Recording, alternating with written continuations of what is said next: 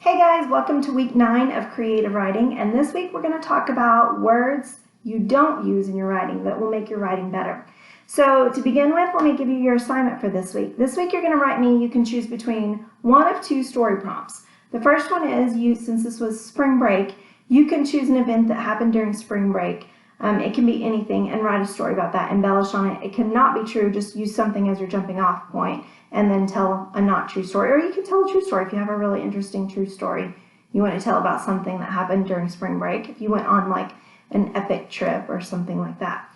The second prompt you can choose from is, you meet your doppelganger. And a doppelganger is someone who looks exactly like you, so you can't tell each other apart. So you meet your doppelganger and you switch places for a week. And so you tell the story about what happens to you, or maybe what happens to them, but you can use that as your starting off point. Now, if you're having a hard time coming up with ideas of what to write, remember, start with your problem or your conflict, man versus nature, man versus society, or man versus self. So come up with something that a problem you have to solve in one of those categories, and then write your story around that. So you already have your characters.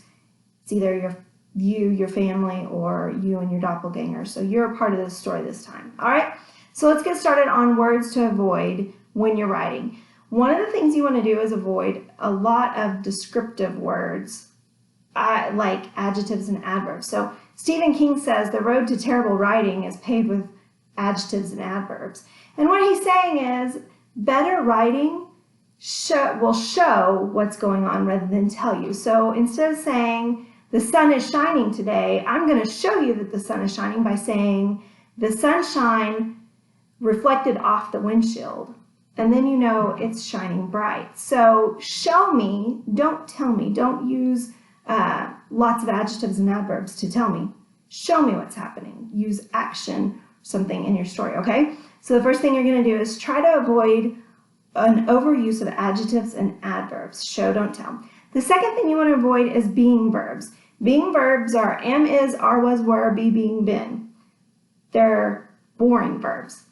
They're not fun to read. It makes your story boring. You want action verbs. You want lots of excitement in your story. So replace is with something that is an action verb. Replace were with something that's an action. Start off with the action rather than your character in a being set. All right, so avoid am, is, are, was, were, be, being, been as much as possible. You're going to have it in there, and that's okay, but don't make every sentence being verbs. Try to put action verbs in there. It makes your writing much more interesting. All right, so now some words to avoid. My top 3 words to avoid. I don't want to see them in your writing. Thing, very, and got, especially got. You can come up with something so much better than got. You say, I got to the store. No, I arrived at the store. You can say, I stopped at the store. I took a trip to the store, but not I got to the store.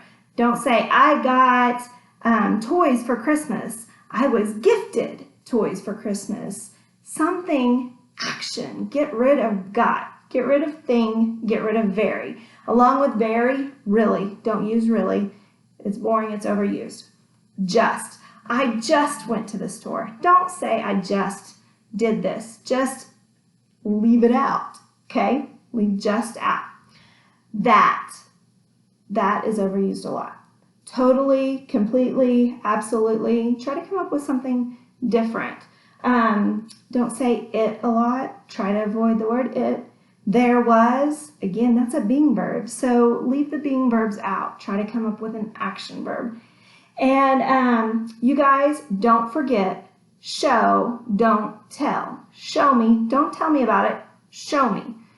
Let's see, the rain was heavy, or you could say it was a heavy rain. That's an adjective. Or you could say the rain beat down like, and put a simile in there. Tell me how the rain beat down so that I understood. Or the backyard flooded in a matter of minutes. Well, that tells me that's a pretty heavy rain. You don't have to describe the rain that way. You've shown me that it's a heavy rain, all right?